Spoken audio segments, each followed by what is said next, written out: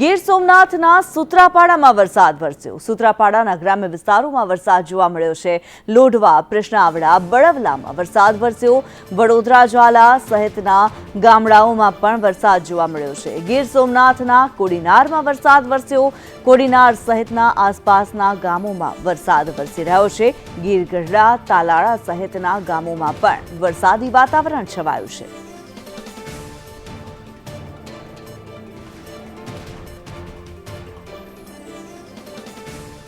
ગીર સોમનાથના કોડીનારમાં વરસાદ વરસ્યો।